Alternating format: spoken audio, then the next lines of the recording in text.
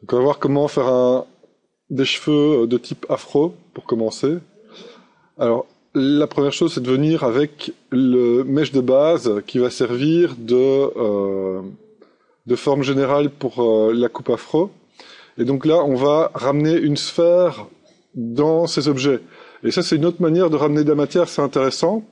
C'est ici au niveau des subtools, vous avez un gros bouton Append, et quand vous cliquez sur n'importe quel objet, eh bien vous avez un nouvel objet qui apparaît tout en dessous de vos subtools, qui est l'objet sur lequel vous avez cliqué.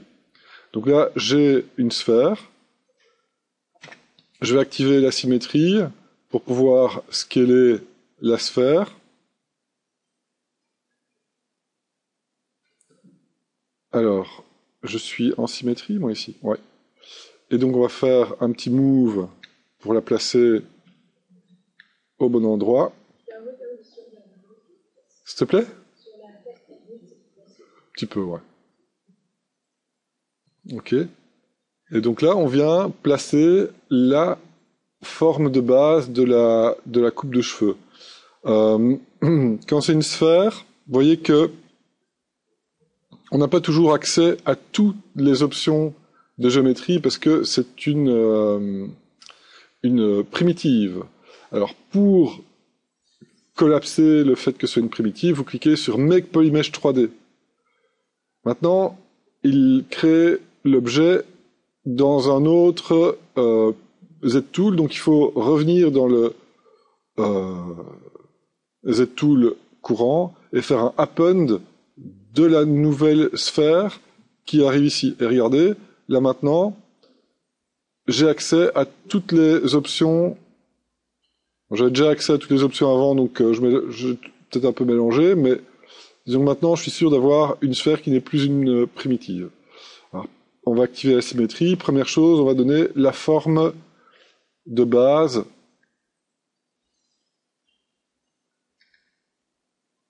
à la coiffure.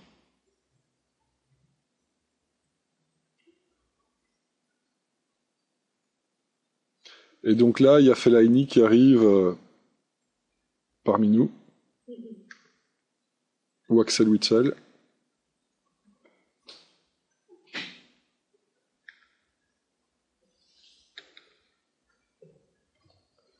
Ok, donc ça c'est la deuxième étape, donner la forme générale. Ensuite, on va amener du noise. Pour ça, je vais augmenter le nombre de subdivisions légèrement.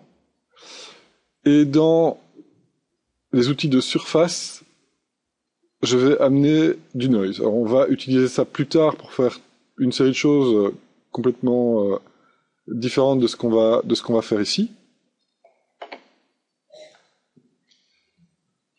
Ok, donc là, on a l'objet qui est en prévisualisation. Et donc, on fait un noise 3D et on va augmenter la force du noise. Et on va augmenter, enfin diminuer son scale, ou augmenter son scale. D'accord? Quand on fait OK, ça donne un aperçu de ce que ça va donner. Pour l'appliquer au mesh, il faut cliquer sur Apply to Mesh. Et là maintenant, c'est vraiment imprimé dans le mesh. Maintenant, c'est pas fini. Ce qu'on va faire, c'est augmenter à fond le strength et le scale pour avoir une fréquence de noise beaucoup plus grande. Et alors, ce que je vous conseille de faire, c'est créer un layer. On n'a pas encore vu ça, c'est aussi nouveau. Donc, on va appliquer la transformation sur le mesh dans un layer. OK? Pourquoi est-ce qu'on fait ça? Eh bien, grâce à ça, on peut stopper l'enregistrement du layer et on a un slider d'opacité du layer qui permet de gérer la quantité d'informations qu'on veut garder. On verra ça par après, dans le détail. Maintenant, il y a moyen de faire un petit traitement sur la surface pour qu'elle ait l'air un petit peu plus cartoon.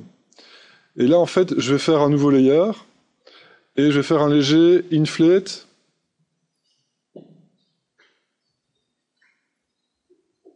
Et on voit apparaître des espèces de boules qui ressemblent un petit peu plus à des crolls.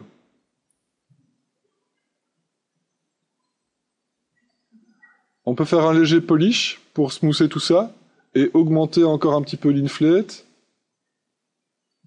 Là, ça commence à ressembler plus à un cerveau.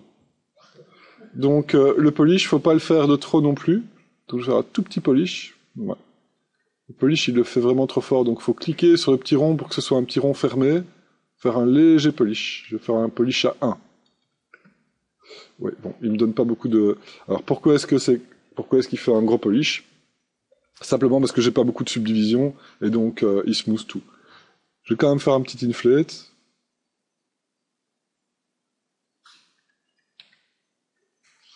J'ai rebougé un petit peu les cheveux. Donc voilà pour la première partie d'effet. Et ensuite, on va utiliser encore un autre effet qu'on n'a pas encore vu. C'est un clay polish. Et le clay polish, en fait, il va venir... Oui, évidemment, ça ne marche pas parce que j'ai pas assez de définition du tout. Et parce que, comme je suis avec une géométrie de sphère, on voit que j'ai des triangles là et pas ici. Donc, je vais dupliquer mon objet pour pouvoir supprimer mes layers.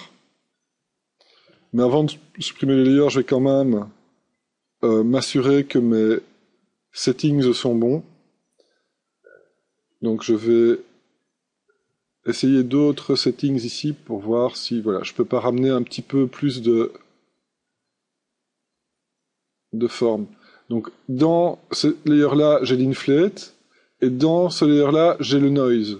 Et donc je peux paramétrer les deux comme je le souhaite. Une fois que je suis content avec le résultat, je peux faire un bake all, subdiviser, une fois, deux fois pour avoir plein de géométrie. Et là, je vais me remettre en Dynamesh. Et là, je vais faire un Dynamesh de 1000.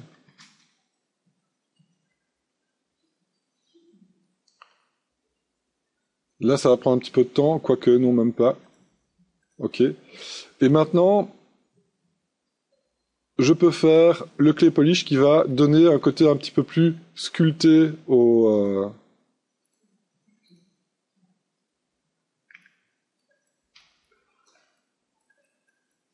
à la forme. Et là, on obtient un semblant, disons, de coupe afro avec des crolls. Et à vous de voir si vous voulez un ou deux clay polish pour le look final.